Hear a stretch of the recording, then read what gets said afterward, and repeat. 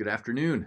My name is Mitch, and I would like to talk just briefly today about the United States Capitol building and the potential importance of traveling to the Capitol for a public history field trip. The capital city of the United States is Washington, D.C., of course. And D.C. in itself contains many monuments and sites that are central to the story of the United States. The city contains museums such as the Smithsonian. It possesses monuments and memorials to those who fought in wars that shaped our country and our culture. This is where the White House is located, a symbol of the United States and home to our president. But what's important for the conversation today is the value of the public history of the United States Capitol building. In 1791, President George Washington appointed 3 commissioners to provide suitable buildings and accommodations for Congress. The commissioners hired Pierre L'Enfant to lay out the city and staged a competition for the design of the Capitol.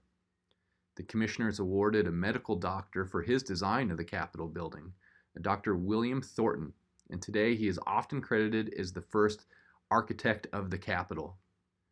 2 years later, in 1793, George Washington laid the cornerstone of the U.S. Capitol building. On this cornerstone, you can read, "This southeast cornerstone of the Capitol of the United States of America in the city of Washington was laid on the 18th day of September in the 13th year of American independence, in the first year of the second term of the presidency of George Washington. Those virtues in the civil administration of his country have been as conspicuous and beneficial as his military valor and prudence have been useful in establishing her liberties. And in the year of Masonry 5793, by the Grand Lodge of Maryland, several lodges under its jurisdiction, and Lodge 22 from Alexandria, Virginia." This building is immense and impressive. It went through several phases of expansion and improvements, yet as the history of the building itself is unique and worth exploring, it also sits in an impressive area. The United States Capitol building was located on a 58-acre park originally landscaped by Frederick Law Olmsted in 1874. Frederick developed the profession of landscape architecture. He's also well known for parks such as Central Park in New York City. As the building and Congress itself expanded, so did the grounds at which everything covered, and today the grounds cover more than 270 acres. While the history of the building can be unique and important, while the grounds itself that the building sits on are unique and important, so are things within the building, things such as its art. A couple of paintings within the building in particular that relate to the Revolution would be the Declaration of Independence. This was painted by John Tumble, and it depicts the first draft of the Declaration being presented to the Second Continental Congress on June 28, 1776. Another painting relating to the Revolution would be the Surrender of Lord Cornwallis.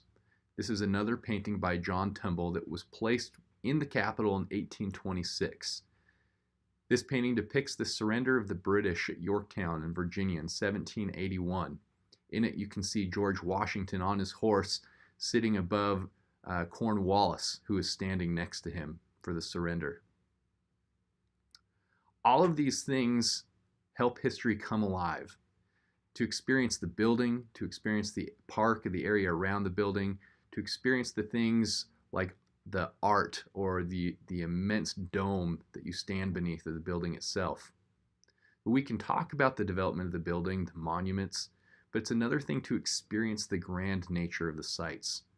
The Capitol serves to illustrate the development of our country, its connection with our founders and people like George Washington, and why the Revolution was fought. It tells a story of the Revolution and all that our country has endured since its founding. Trips to locations such as the Capitol have the ability to inspire students for further study, has the ability to inspire art, architecture, landscape design, has the ability to inspire participation in civic duties. It may even inspire respect for those who came before us and their accomplishments and the things they achieved. Hopefully, field trips to places like the Capitol will inspire action and participation by all those who attend. Thank you.